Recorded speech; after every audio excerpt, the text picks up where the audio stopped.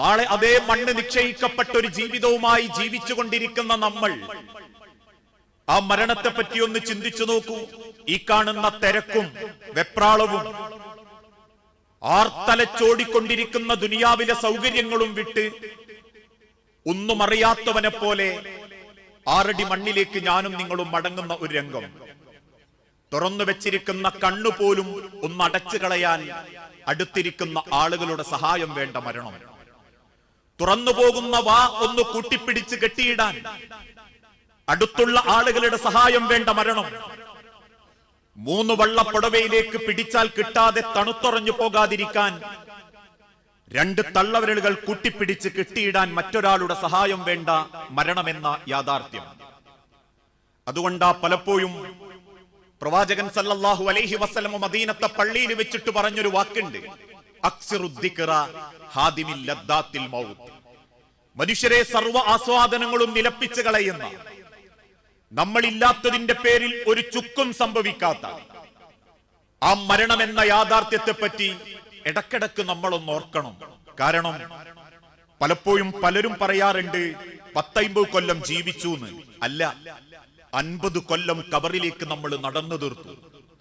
നിശ്ചയിക്കപ്പെട്ട പരിധിയിലേക്ക് നമ്മൾ യാത്ര ആരംഭിച്ച് ആ നിശ്ചയിക്കപ്പെട്ട കബറിന്റെ അരികിലേക്ക് നമ്മൾ ജീവിക്കുകയാ എന്നാണ് ലോകത്തിന്റെ ഹബീബായ പ്രവാചകൻ സല്ലല്ലാഹു അലൈഹി വസല്ലമ ഓർമ്മപ്പെടുത്തിയത്. അവസാനം 6 അടി മണ്ണിലേക്ക് ചേർത്ത് വെച്ച് കുടുംബക്കാരും നാട്ടുകാരും നമുക്കൊരു യാത്രയപ്പം തരും. അത്രേ തരാൻ പറ്റൂ എല്ലാവർക്കും. കൂടെ പോരാൻ കൂടെ കിടന്ന പെണ്ണുണ്ടാവൂല, കൂടെ പോരാൻ കൂടെ സഹകരിച്ച സഹപ്രവർത്തകരുണ്ടാവൂല, കൂടെ പോരാൻ സമ്പാദിച്ച സമ്പത്തുകളിലെ ഒരു കാലണ പോലും കബറിലേക്ക് ആരും നിക്ഷേപിക്കാറില്ല.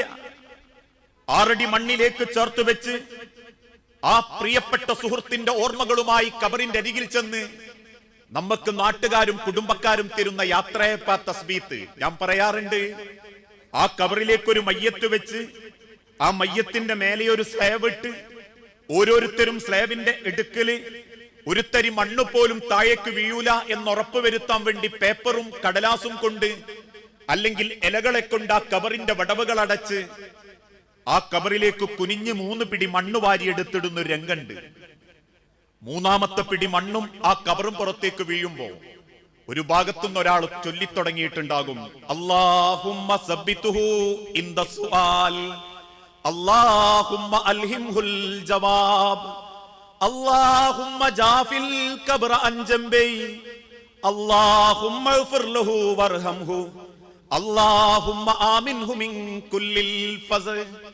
അല്ലാഹുമ്മ അല്ലാഹുവേ സബ്ബിതുഹു ഇൻദ സുആൽ, ഈ ഖബർ കിടക്കുന്നതിന്റെ വാപ്പയാ നിന്റെ ഉമ്മയാ, ഇന്നലെ വരെ തോളപ്പിച്ച് മടം പൊപ്പിച്ച് നമസ്കരിച്ചിരുന്ന എന്റെ കൂട്ടുകാരനാ, എനിക്കറിയാവുന്ന എന്റെ പ്രിയപ്പെട്ട സുഹൃത്ത.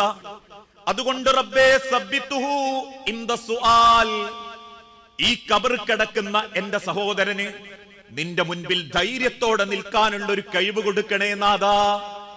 ഇതെന്തുകൊണ്ടാ പറയുന്നതെന്നറിയോ? പണം കൊണ്ടും തറവാടിത്തം കൊണ്ടും ദുനിയാവിലെ വിലയുള്ളൂ. അത്യാവശ്യം പൈസയും പേരുകെട്ട തറവാടുണ്ടെങ്കിൽ ഒരാള് നമ്മളോട് ചോദിക്കുക, എന്തടോന്ന് ചോദിച്ച എന്റെ പണി നോക്കിക്കോന്ന് പറയാനുള്ള ധൈര്യം ദുനിയാവിലേ ഉള്ളൂ.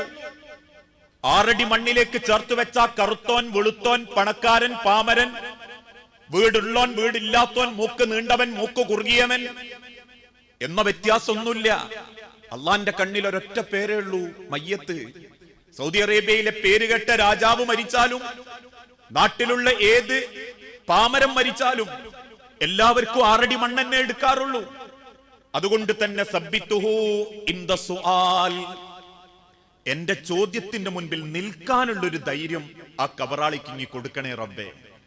അല്ലാഹുമ്മ അൽഹിംഹുൽ ജവാബ്, പടച്ചോനെ ഇങ്ങി ചോദിക്കുന്ന ചോദ്യം ലേ, ഒരാളെ കബറിലേക്ക് വെച്ച് ആ കബറിന്റെ മേലെ മണ്ണിട്ട് തുടങ്ങുമ്പം ആ അല്ലാഹു തആല നിശ്ചയിക്കുന്ന മലക്കുകള് ആകാശ ലോകത്ത് നിന്നും ഇറങ്ങി വരും. എന്നിട്ട് ആ കബറാളിയെ പതുക്കെ തട്ടി വിളിച്ച് കബറിന്റെ ഭിത്തിയിലേക്ക് ചാരിക്കടത്തും. ചാരിയിരിക്കുന്ന ആ അടിമയോട് ചോദിക്കുന്ന ചില ചോദ്യങ്ങളുണ്ട്. ആ ചോദ്യങ്ങൾ ആരംഭിക്കുന്ന സമയത്ത് ആ കബറിന്റെ മേലെ നിന്ന് നമുക്ക് വേണ്ടി പറയുന്നതും അല്ലാഹുമ്മ അൽഹിംഹുൽ ജവാബ്, പടച്ചോനെ ആ ചോദ്യത്തിന് ധൈര്യത്തോടെ ഉത്തരം പറയാൻ, ഒരു കെട്ടിക്കുടുക്കലുകളും ഇല്ലാതെ നെഞ്ചും വിരിച്ച് നിന്റെ ചോദ്യങ്ങൾക്ക് ഉത്തരം പറയാനുള്ള ഒരു ശക്തി ആ കബറാളിക്ക് ഇങ്ങി കൊടുക്കണേ റബ്ബേ. അല്ലാഹുമ്മ ജാഫിൽ ഖബ്റ അൻ ജംബി. ഏതൊരു മയ്യത്തിനെ കബറിലേക്ക് വെക്കുന്ന സമയത്തും ആ ഖബറിന്റെ ഭയാനകതയും ഭീകരതയും ആ കബറാളിയെ ബോധ്യപ്പെടുത്താൻ വേണ്ടി പടച്ച റബ്ബ് കബറങ്ങ് ഇടുക്കിക്കളയും. മദീന മിമ്പറിൽ ഖുത്ബ നടത്തുന്ന പ്രവാചകൻ സല്ലല്ലാഹു അലൈഹി വസല്ലമ തന്റെ സഹാബത്തിനെ നോക്കി കാണിച്ചു കൊടുത്തിട്ടുണ്ട്.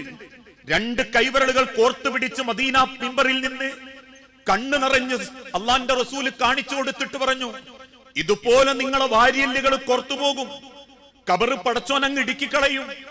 ആ കബറിന്റെ ഭയാനകത നിങ്ങളെ അറിയിക്കാൻ വേണ്ടി കബറിന്റെ 2 ഭാഗം പടച്ച റബ്ബങ്ങ് ഇടിക്കുമ്പോ നിങ്ങളെ വാരിയല്ലുകൾ കോർത്തു പോകുമ്പോ നിങ്ങൾ കരയും. ആ കരച്ചിലിനും വേദനക്കും കുറവായിക്കൊണ്ട അല്ലാഹുമ്മ ജാഫിൽ ഖബ്റ അൻ ജംബി. പടച്ചോനെ ആ കബറിന്റെ പ്രയാസം ഒന്ന് കുറച്ചു കൊടുക്കണേ റബ്ബേ.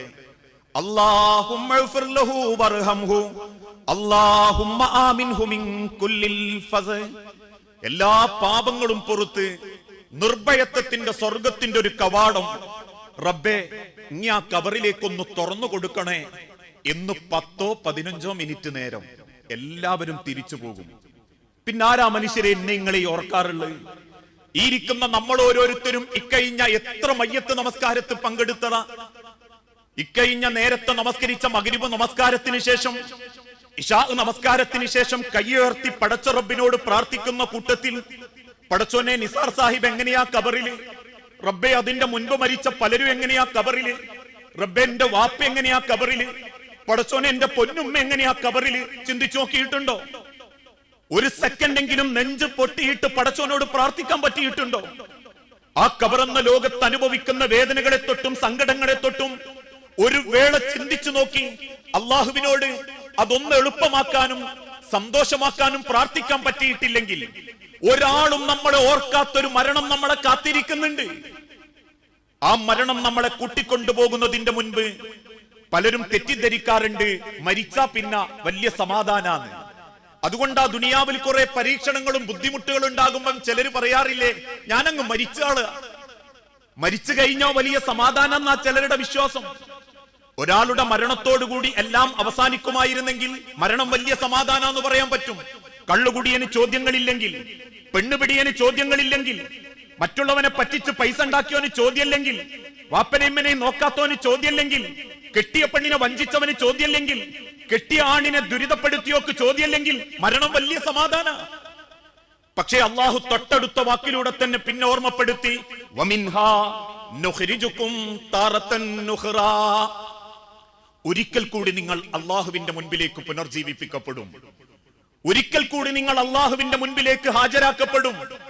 ആ ഹാജരാക്കപ്പെടുന്ന സമയത്ത് ഈ ലോകത്തെ ജീവിതത്തിനിടയിൽ റബ്ബ് എന്തൊക്കെ അനുഗ്രഹങ്ങൾ നൽകിയിട്ടുണ്ടോ ആ അനുഗ്രഹങ്ങളെ പറ്റിയെല്ലാം റബ്ബ് ചോദ്യം ചെയ്യും. ഓരോ സെക്കൻഡിനെ പറ്റിയും അള്ളാഹുവിന്റെ മുൻപിൽ മറുപടി പറയേണ്ടി വരും. നൽകപ്പെട്ട ഓരോ നിഅമത്തുകളും പടച്ച റബ്ബിന്റെ മുൻപിൽ കണക്ക് പറയപ്പെടും.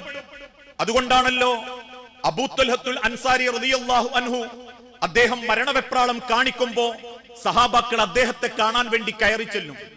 ഒരു ഈത്തപ്പന ഓലയിൽ കിടന്ന് ആകാശത്തേക്ക് നോക്കി കണ്ണ് നിറയുന്ന മരണത്തെ കൺമുൻപിൽ കാണുന്ന അബൂ ത്വൽഹാന്റെ കണ്ണീര് കണ്ട് സഹാബാക്കൾ അരികിൽ ചെന്ന് ചോദിക്കുന്നുണ്ട്, അബൂ ത്വൽഹ, മരിക്കാൻ ഇത്ര പേടിയാണോ താങ്കൾക്ക്? മരണത്തെയാണോ അബൂ ത്വൽഹ താങ്കൾ പേടിക്കുന്നത്? അബൂ ത്വൽഹ റളിയല്ലാഹു അൻഹു കണ്ണുനീരോടെ പറഞ്ഞു, മരണത്തെ ഞാൻ പേടിച്ചിട്ടില്ല, മരണത്തെ എനിക്കൊരു പേടിയില്ല. അല്ല നിശ്ചയിച്ച സമയം ഞാൻ അള്ളാന്റെ അടുത്തേക്ക് മടങ്ങുക. പിന്നെന്തിനാ അബൂ ത്വൽഹ താങ്കൾ കരയുന്നത്? താങ്കളെ കണ്ണ് നിറഞ്ഞിട്ടുണ്ട്, താങ്കൾ മരണത്തെയോ അല്ലാണ്ട് എന്തോയോ പേടിച്ചിട്ടുണ്ട്. ഇത് കേട്ടപ്പം അബൂ ത്വൽഹ റളിയല്ലാഹു അൻഹു തിരിച്ചു പറയും, ഇക്കണ്ട സൗഭാഗ്യങ്ങളൊക്കെ തന്ന റബ്ബിനോട് ആ കണക്ക് പറയാനാണല്ലോ മരണം എന്ന് ചിന്തിക്കുമ്പം എനിക്ക് വല്ലാത്തൊരു പെടച്ചില്. അള്ളാഹു തന്ന ഓരോ കാര്യത്തെ പറ്റിയും ചോദ്യം ചെയ്യാനാണല്ലോ മരണം. മരണമെന്നാൽ ചോദ്യത്തിന്റെ ആരംഭമാ. ആരും ചോദിക്കാത്ത ചോദ്യത്തിന്റെ തുടക്കമാ മരണം. ആ മരണം അള്ളാന്റെ ചോദ്യങ്ങളാണല്ലോ എന്ന് ചിന്തിക്കുമ്പം എനിക്ക് വല്ലാത്ത സങ്കടം തോന്നുന്നു. സഹാബത്തെ കയറി വന്ന സഹാബാക്കൾ ചോദിച്ചു, അബൂ ത്വൽഹ, അതിനു മാത്രം പടച്ചോൻ എനക്കെന്താ തന്ന്? ഈ മദീനയിലെ പട്ടിണിക്കാരുടെ കൂട്ടത്തിലാ നിന്നെ ഞങ്ങൾ കണ്ടത്. നിനക്കെന്ത് റബ്ബ് കൂടുതൽ തന്നു എന്നാ താങ്കൾ അവകാശപ്പെടുന്നു? ഒരു വലിയ കൊട്ടാരം താങ്കൾക്കില്ല, അല്ലെങ്കിൽ ഏതെങ്കിലും തോട്ടങ്ങൾ താങ്കളുടെ പേരിലില്ല. ധനാഢ്യനായ മക്കയിലെ മദീനയിലെ ഏതെങ്കിലും ഒരുത്തന്റെ കയ്യിലുള്ള സ്വർണ്ണ നാണയത്തിന്റെ ഒരു നാണയം പോലും താങ്കളുടെ കയ്യിലില്ല. പിന്നെന്താ അബൂ ത്വൽഹ താങ്കൾക്ക് ഇത്രമാത്രം പടച്ചോൻ തന്നെന്ന് പറയുന്നത്? ആ വീട് മൊത്തം സഹാബത്ത് തെരഞ്ഞിട്ടും ഒന്നും കാണാതായപ്പോ അബൂ ത്വൽഹ റളിയല്ലാഹു അൻഹുവിന്റെ അരികിൽ വന്ന് സഹാബത്ത് വീണ്ടും ചോദ്യം ആവർത്തിച്ചപ്പോൾ തന്റെ തളർന്നു പോയ കൈകൾ വീട്ടിന്റെ മൂലയിലേക്ക് അദ്ദേഹം ചൂണ്ടി.